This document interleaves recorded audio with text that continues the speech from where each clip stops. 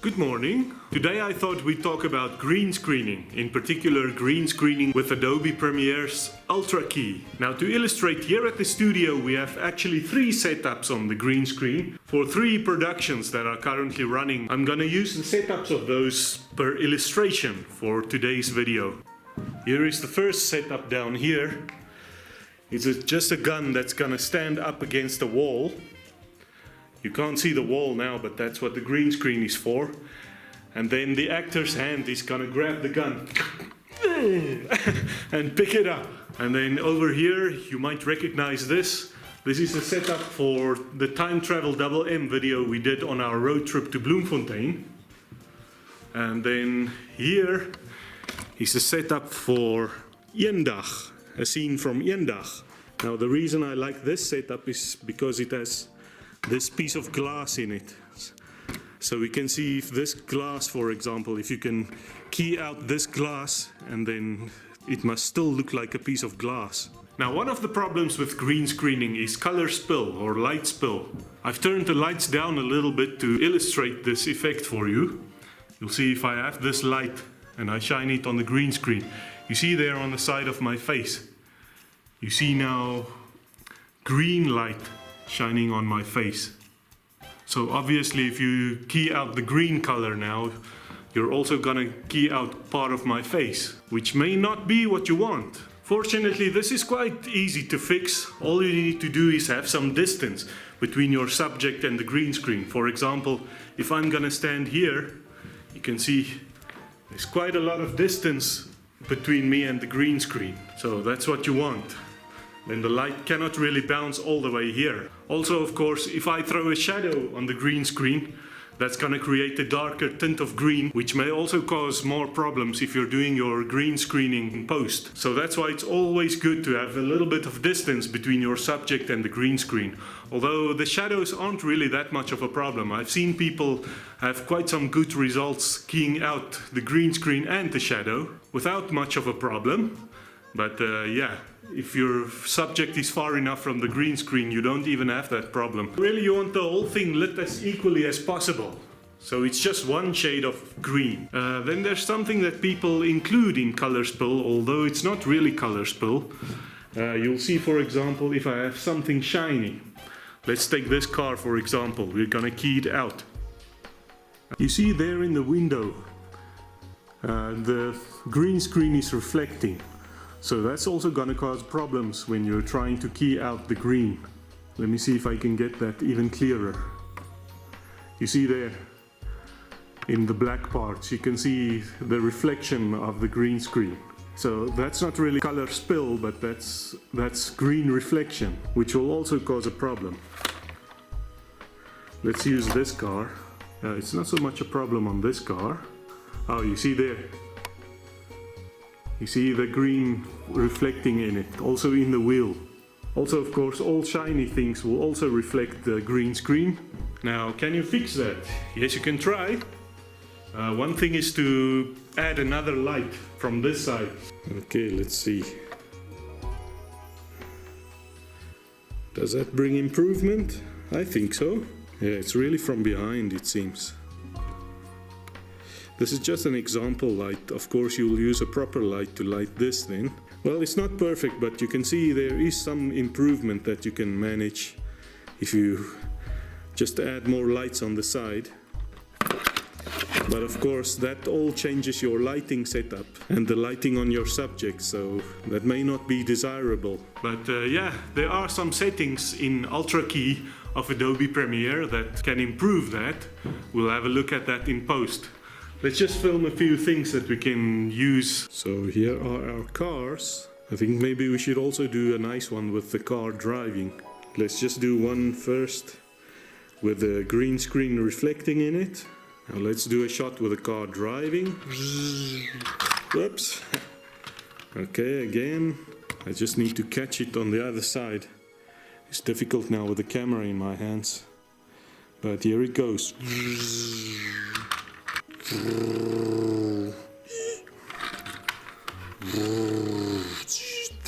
Let's just do that. There's now a light reflecting on it. Let's try that again. Whoa! That's a stunt shot.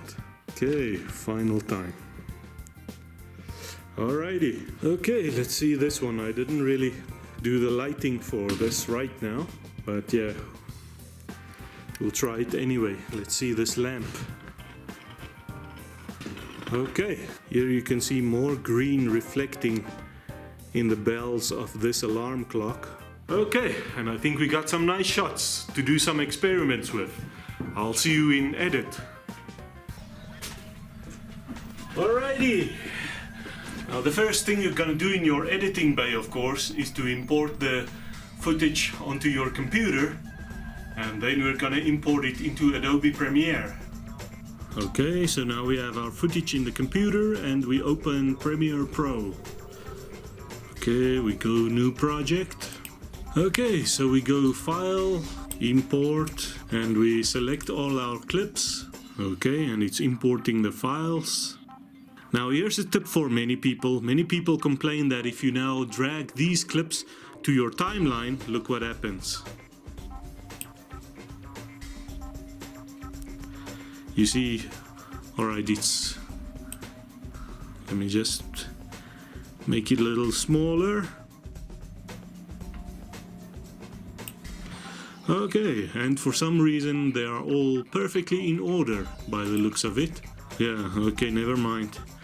Now it actually imported in order, because many people complain that if you do that, then sometimes the clips don't go onto the timeline in order. But yeah, this time they actually did. But I'm gonna tell you the tip anyway.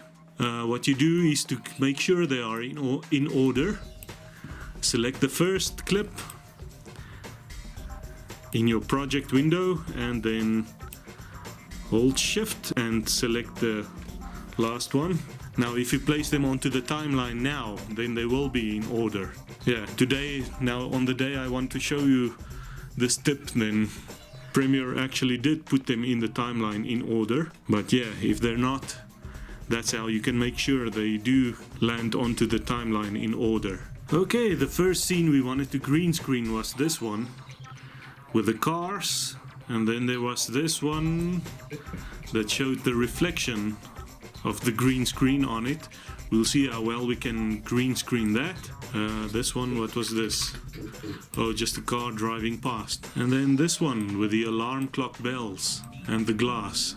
Alrighty, let's start with this one. It seems fairly easy. Now let's see here. I've got just the background for it right here. Nice one. And of course I grab that background and I put it underneath the clip. Extend it.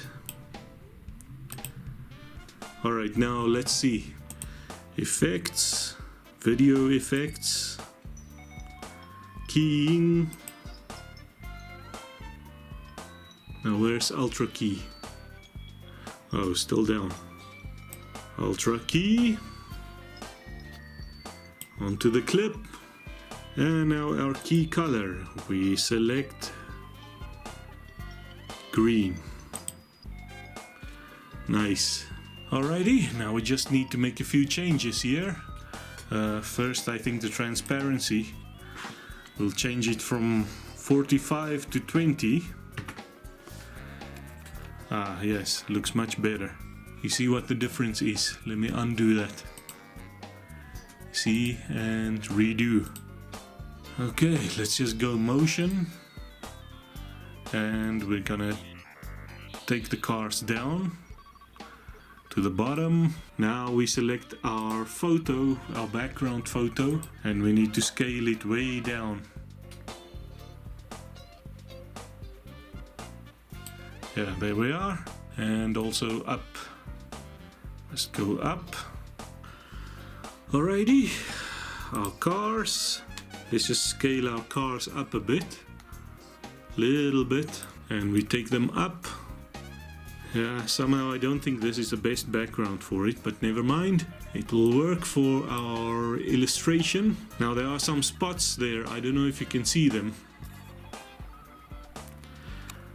Some spots that came off our green screen. So that we'll fix with pedestal. We're gonna take the pedestal settings up. Let's see there. You see, yeah, immediately those spots disappear. Yeah, I think what we should do is instead of 3 cars, let's just have 2 cars on screen.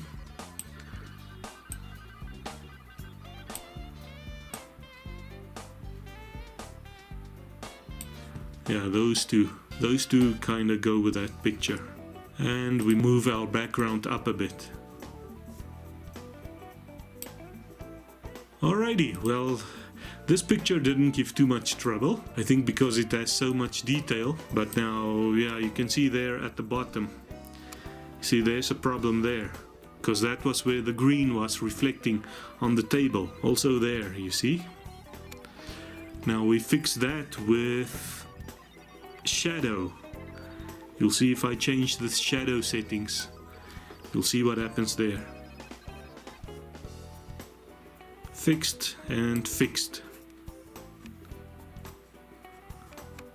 Yeah, this looks like a pretty nice composite shot. The cars weren't really filmed from the right angle for this background, but yeah, not too bad. Could have been better. If we knew what background we were gonna use, we could have done it better, but yeah. This is what it's gonna look like for now. Alright, this picture wasn't too much trouble, but now let's see this next one with the reflection of the green screen reflecting right there. That's gonna be a bit of a challenge. What are we gonna use? I'm just gonna extend the same background. Alrighty, Ultrakey. And of course I have to select the color again. Color is green.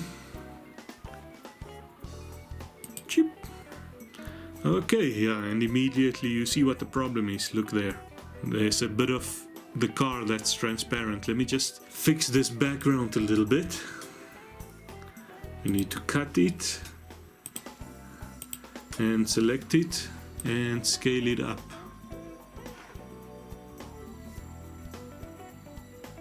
Actually, let me just go up and move it until it looks like the car came out of those 2 garage doors. Like that. That's nice. Let me just save. Okay, now how do we fix that? That transparent bit. We're gonna try and also do it with a shadow. Let's see if that helps. Where was that now? Matte cleanup? No. Matte generation. Shadow. And what happens? Yeah, that fixes it. You see the difference if I take it off the shadow setting. There we are, and we shall soften it a little bit. Alrighty. I think that's pretty good.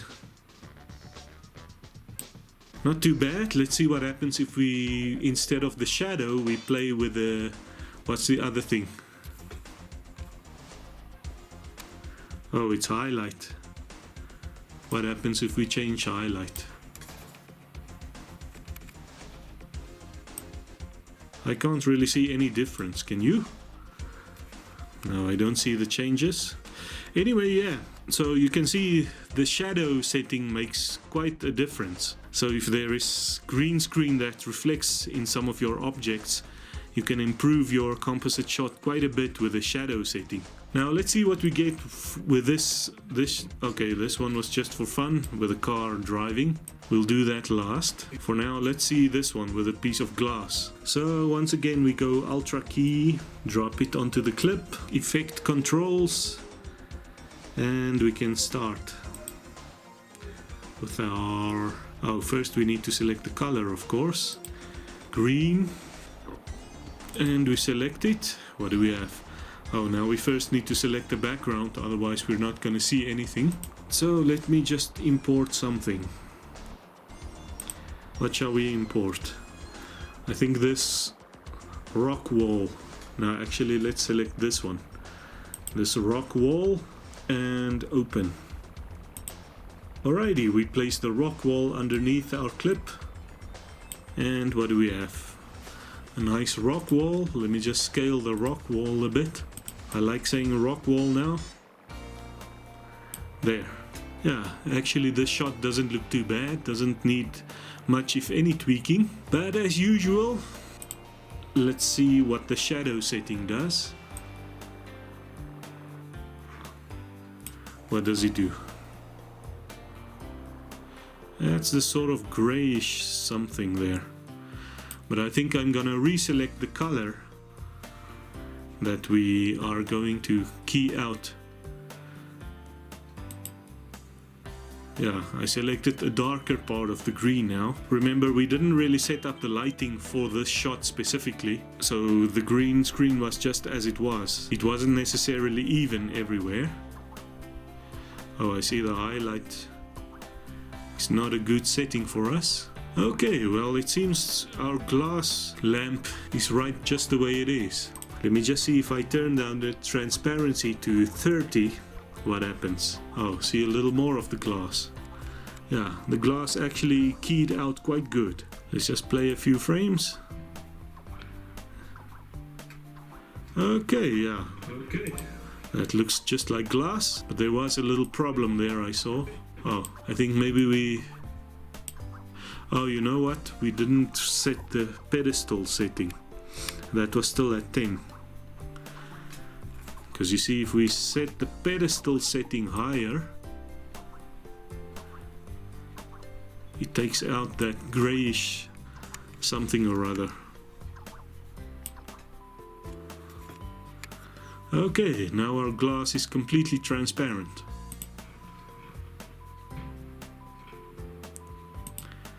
Not sure if I like that, but let's see if I turn the pedestal setting down a little bit. Ah, see, immediately it brings an improvement.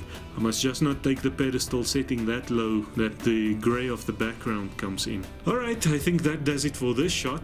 The bells on our alarm clock, let's see what happens. Ultrakey, and we select the green color. And I'm just gonna use the same rock wall background for now.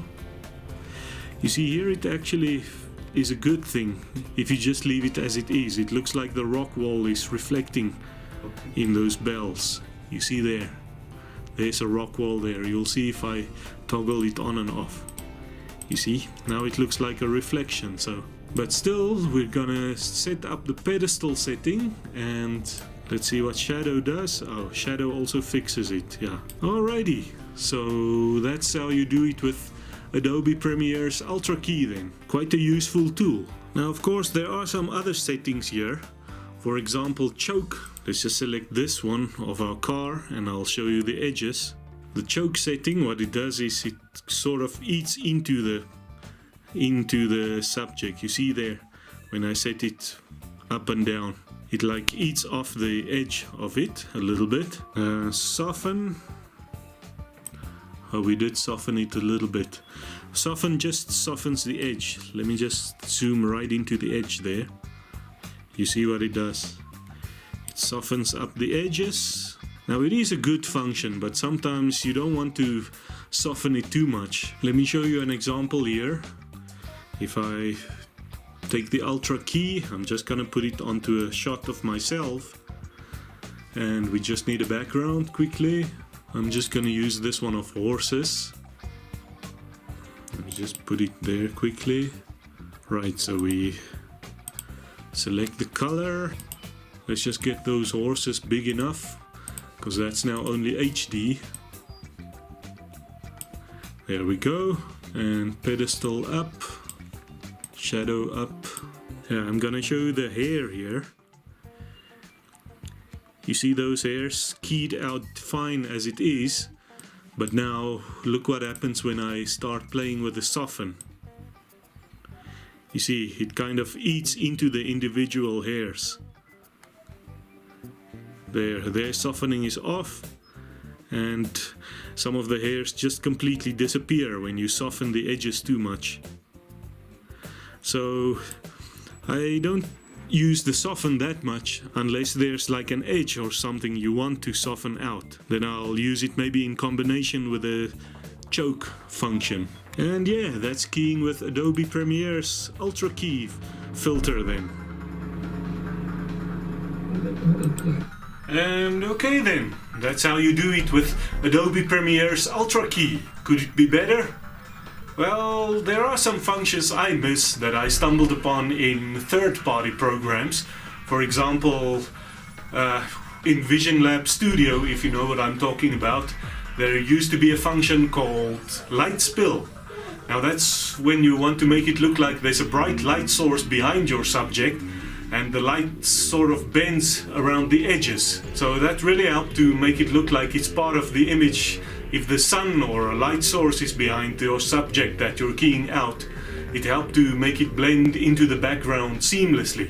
So that's one function I miss. Vision Lab Studio is now called, or I don't know if it's the same program, but they don't have Vision Lab Studio anymore. It's now just Heatful. So you can check that out. It also does quite nice green screen compositing work. But yeah, the nice thing of course about Ultrakey is that it's built into Adobe Premiere. So if you're gonna do your editing with Adobe Premiere, then you don't need to switch to a third-party program. That's what counts in its favor. If you're doing your video editing with Adobe Premiere anyway, then yeah, it's as easy as I showed you here now. You just click about 3 or 4 clicks and you got your basic composite right there.